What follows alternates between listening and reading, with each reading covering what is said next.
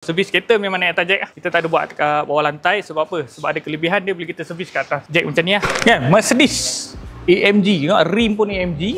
Tengok saya ada saya apa? 275 20 inci mat tayar. Okay, so hari ni aku tak nak cerita pasal tayar ke rim ke. Nak cerita tentang kau tengok ni. Kalau tengok daripada luar, brake pad dengan brake disc dia macam tak ada apa betul. Tak ada cala, tak ada apa. Tapi kalau kita tengok daripada dalam, jom. Okay, nampak tu? Dia dah belaga, dah sagak besi lah. Okay, brake pad dengan brake disc dia dah habis. Ni disc dia dah sagak besi.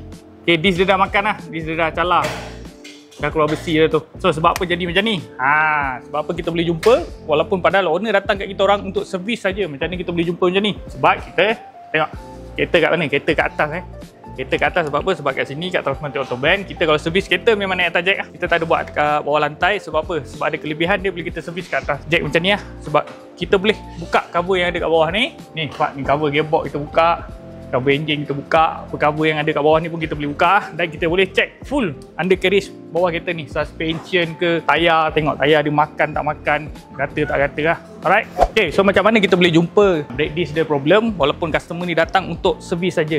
Okay, servis minyak hitam sajalah. Okay, so customer ni datang kat kita untuk periodic maintenance. Okay, periodic maintenance ni maksudnya kereta dia dah cukup 10,000 ataupun 6 bulan. Ingat untuk servis ataupun maintenance dia bergantung lah. Ada yang 10,000 km ataupun 6 bulan. Mana satu yang datang dulu lah. Okay, ada lebih pun ada juga. Ada yang 1 tahun, 12,000, 15,000. Okay, so macam customer ni dia datang untuk periodic maintenance. Okay, periodic ni cukup masa dia datang untuk servis. Dan kita ada preventative dengan corrective maintenance lah. Preventative maintenance ni maksudnya kita tukar benda tu sebelum dia rosak. Macam tayar lah. Kita ambil contoh benda simple tayar. Sebelum tayar tu botak, kita tukar dulu tayar. Itu adalah preventative maintenance. Okay, maksudnya tayar tu tak rosak, tayar tu tak pecah lagi, kita tukar, itu preventative maintenance. Dan kalau corrective maintenance pula adalah satu repair yang bila tayar tu dah pecah, baru kita tukar tayar.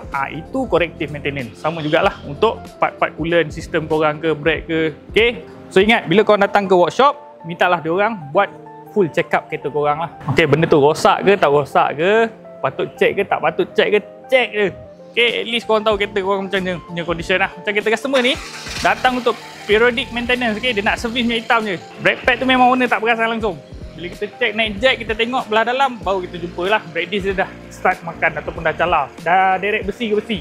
Okay, so ingat kan, korang kalau ada masalah dengan kereta korang, nak servis ke, nak repair, masalah bunyi ke, celat enjin ke, okay, masuk gear kereta korang terbang ke, boleh roger kita orang Transmart Autobahn, Berhampiran Putrajaya dan Geser Berjaya. Terbuka daripada 1 sampai hari Khamis, geng.